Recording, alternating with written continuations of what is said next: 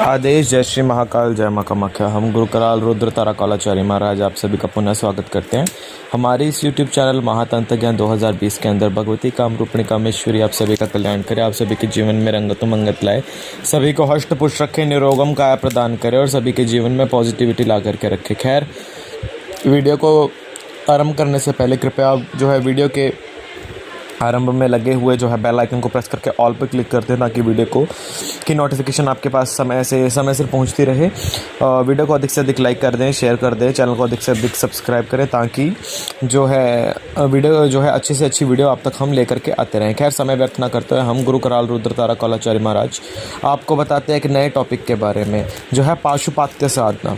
ऐसी साधना जिसके बारे में आज तक कभी किसी ने सुना भी नहीं है, ना कभी कहीं यूट्यूब पे, ना इंटरनेट पे कहीं किसी ने नहीं बताया कि पाशुपात्य साधना होता क्या है। पाशुपात्य साधना होता है मूल रूप में एक मानव का अपने पाशुपात्य स्वरूप को जो है सामने प्रदर्शन करने के लिए। मान लीजिए कि कोई व्यक्ति है, उसको जो है किसी गुरु का चेला बनना है, तो उसको गुरु को चेला बनने के लिए उसके पास 5 लक्षणों का होना अनिवार्य है जो गुरु पद्धति में विशेष हैं। वो 5 लक्षण हैं, ध्यान में भी बोला जाता है काक चेष्टा बको ध्यानम स्वान निद्रा यथैव चह अल्पहारी गृह त्यागी विद्यार्थी पंच लक्षणम। अर्थात जो विद्यार्थी एक काक की तरह, एक कौवे की तरह चतुर हो, एक बगुला की तरह ध्यान करने वाला हो, जैसे एक बगुला ध्यान करके मत्स्य को पकड़ लेता है, एक बगुल की तरह ध्यान करने वाला हो, काक की तरह चतुर हो, श्वान की तरह कम निद्रा लेने वाला और जो है कम खाने वाला, ठीक, आलस्य कम करने वाला और गुरु के लिए ग्रह का त्याग करने वाला मूल रूप में विद्यार्थी कहलवाने के लायक है। अर्थात वो विद्यार्थी जिसके अंदर ये 5 लक्षण हो वही एक जो है सिद्ध साधक बनने का जो है अपना एक ध्यान कर सकता है, वही एक सिद्ध साधक बन सकता है जिस विद्यार्थी के अंदर या जिस शिक्षक के अंदर जो है इस प्रकार के जो है गुण आ जाएं। यदि अब आ जाते हैं ये 5 भाव जो हमने आपको बताए हैं, और आगे जो है बात आती है कि इन 5 भावों का स्वरूप विद्यार्थी पाशुपत्य साधना में किस प्रकार से प्रयोग कर सकता है। बोलते हैं पाशुपत्य भाव जो होता है साधक के लिए वो सबसे ज़्यादा मुश्किल भाव है। इसी पाशुपत्य भाव के अंदर ही साधक जो है हर प्रकार की साधना को जो है मूल रूप में अपने अधीन कर सकता है। जैसे एक पशु होता है, अपने जो है मालिक के प्रति वफादार होता है और अपने मालिक के दिए अनुसार ही खाना खाता है, अपने मालिक के कहे अनुसार ही काम करता है, मालिक के दिए कहे अनुसार ही जो है खाना खाता है, मालिक के कहे अनुसार ही भौंकता। अगर मालिक नहीं कहता तो भौंकता भी नहीं है, समझे। तो ये होता है एक पाशु के भाव। उसी प्रकार से जिस समय एक साधक अपने इष्ट, अपने आराध्य, अपने गुरु के प्रति एक पाशुपत्य भाव को रखता है जिस समय, ठीक, तो वो पाशुपत्य भाव उस साधक को कब एक पाशु के स्वरूप में परिवर्तित कर देते हैं उसको खुद को भी नहीं पता चल पाता इस चीज़ के लिए। मान लीजिए कि अगर कोई साधक है, यदि उसको एक समय श्वान की भांति कम निद्रा लेने वाला, या गुरु को एक घर का कुत्ता लगा लीजिए कि उसको गुरु के घर का कुत्ता बनना है एक समय के लिए, एक श्वान की भांति उसको बनना है, तो उसको एक समय ऐसा आएगा कि उसको संसार के मध्य यदि भाव को प्रदर्शित नहीं करना, तो एक विद्यार्थी अपने गुरु की तपोबल और अपनी शक्ति के तपोबल से अपने आप को पाशुपत्य स्वरूप में प्रदर्शित कर सकता है, अपने आप को पाशुपत्य स्वरूप में परिवर्तित कर सकता है। हमने जो ये 5 आपको जो स्वरूप बताए हैं ना, ये 5 स्वरूपों में से किसी भी स्वरूप में विद्यार्थी अपने आप को जो है बदल सकता है, परिवर्तित कर सकता है पाशुपत्य साधना के द्वारा। पाशुपत्य साधना करने से पूर्व साधक के अंदर पाशुपत्य भाव आना बहुत ज़रूरी है। जो भाव हमने बताए हैं आपको कि समर्पण भाव होना बहुत ज़रूरी है गुरु के प्रति। दूसरा, तपोबल का उसके अंदर इतनी अग्नि होनी चाहिए कि जिस अग्नि के द्वारा वो अपने आप को तो रोशन कर सके, 4 लोगों को और रोशन कर सके, इतना तपोबल की शक्ति उसके अंदर होना चाहिए पाशुपत्य साधना के लिए। तीसरा, पाशुपत्य साधना के लिए साधक को बिल्कुल अनाहार रहने की आवश्यकता होती है कि साधक वो साधक जो एक समय जो है वायु को भी अपना भोजन बना ले, चलती हुई जो है मंद वेग से चलते हुए वायु को अपने आहार स्वरूप में जो है परिवर्तित कर ले, या फिर जो है आने वाले जो धूप है उसको अपने आहार स्वरूप में परिवर्तित कर ले। हठ योग का मतलब प्रकर्मण पूर्ण होना चाहिए उस विद्यार्थी का जो पाशुपत्य साधना करना चाहता है।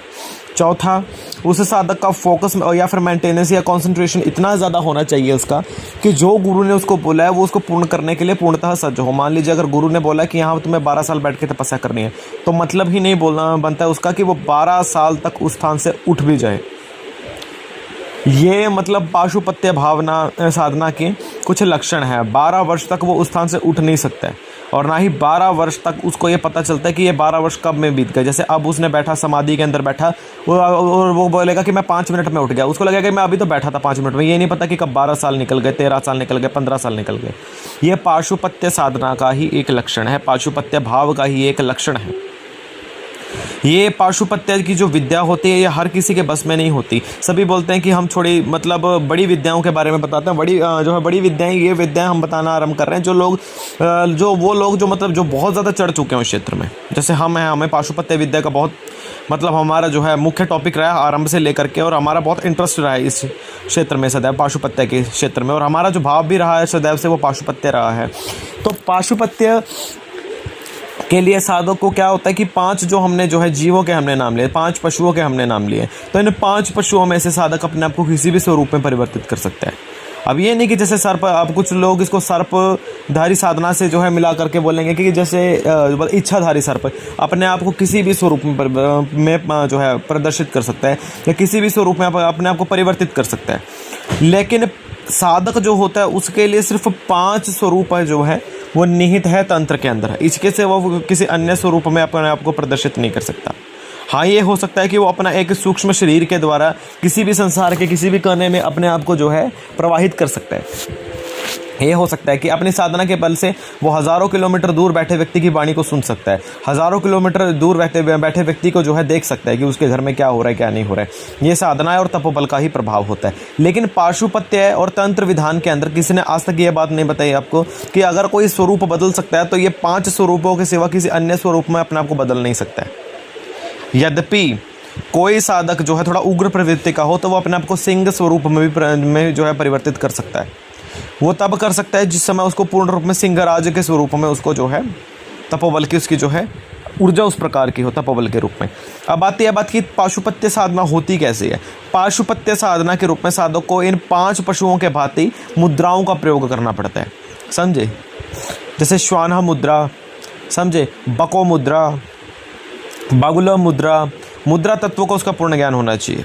दूसरा, उनको इन सभी पशुओं के स्वरूप में, इन सभी पशुओं के जीवन शैली को जीने का तरीका आना चाहिए कि जिस प्रकार से जीवन जीते हैं या जो ये आहार करते हैं तो उसी प्रकार का आहार साधक को अपनी साधना के दौरान लेना भी पड़ता है, पाशुपत्य साधना के दौरान।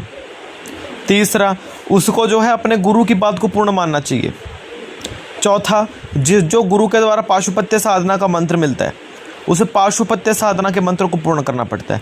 5वां, उसको गृह त्यागी होना चाहिए। वो व्यक्ति जो घर परिवार वाला हो या घर परिवार में रहता हो उसको ये साधना नहीं करना चाहिए। पहली बात तो वो साधना कर ही नहीं सकता, इस लेवल तक पहुंच ही नहीं पाता वो पाशुपत्य तक।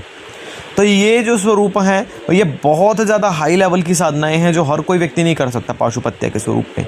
हाँ, लेकिन इसको करने के लिए कैसे है, अपने जो स्वरूप है, जो असल स्वरूप है, उस स्वरूप को एक स्थान पे छोड़ करके किसी अन्य स्थान पे आवागमन हो करके किसी अन्य मृत जीव के स्वरूप में अपने आप को प्रदर्शित करके उस स्वरूप को धारण कर लेना।